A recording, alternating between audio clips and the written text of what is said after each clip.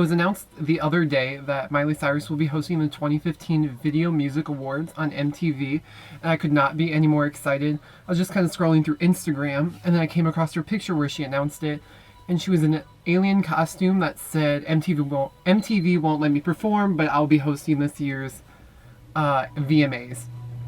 I'm super excited. She's had quite some history with the VMAs, and from like the twerking extravaganza from last year, she put Jessie on stage to raise awareness for the charity work she's been doing. So who knows what she'll be doing this year for the VMAs, but she'll be hosting, so it'll definitely be some things to remember. Hopefully she teases like new music, or even performs, gives us a hint on like a new album. Because the producer she's been working with, Mike Will, has been teasing a lot about her newest music and how it's going to be off the charts. And it's been 2 years since the Bangers era kind of began, so it's definitely time for a new start to Miley and have some new music going. So I'm definitely excited to see what promos we'll get, like what other information will be coming to us about the VMAs. And plus, she's just one of my favorite people ever, so I couldn't be any more excited that she's hosting. Along with the VMAs, the nominees were announced the other day as well, and it caused quite a stir.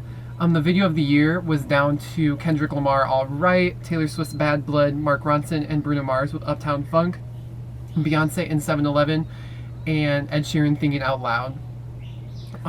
Nicki Minaj was nominated with Anaconda for Best Hip Hop Video and Best Female Video and Best Collaboration with Bang Bang, but she was a little bitter that Anaconda wasn't nominated for Video of the Year.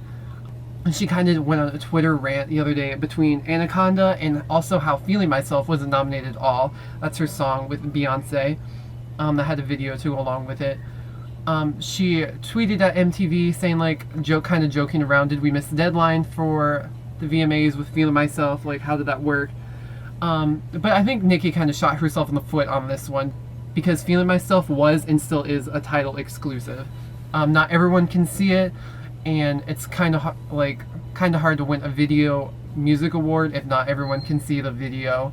So I think there's nothing really to complain about on that one. So that's kind of her own problem why she went that route. But I do understand where she's coming from with Anaconda not being nominated for Video of the Year.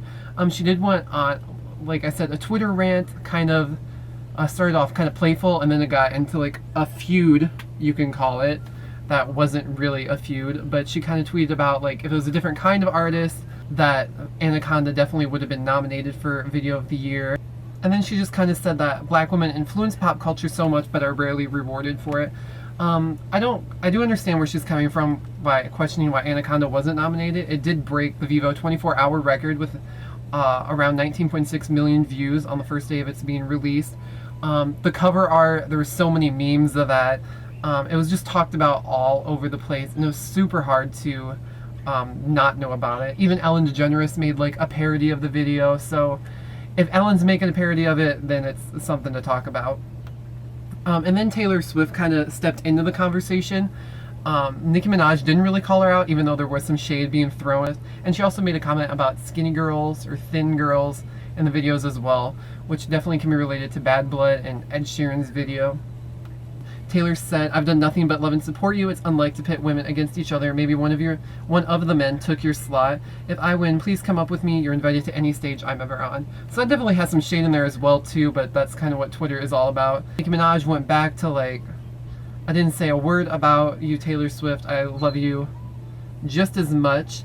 And then all of a sudden, the media does what it does and says that Nicki Minaj was throwing jabs at Taylor, and it just got into this whole frenzy that kind of went out of hand and kind of went the other direction of what Nicki was trying to get across.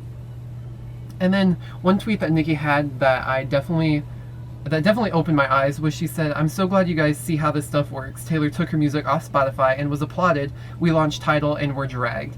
Which is very true, because both that move that Taylor did, taking her music off Spotify, and the whole Tidal subscription-based platform was for the same thing. It was bringing back recognition and respect to the artists, and like getting rewarded for the work they do, and not just putting it out there for everybody.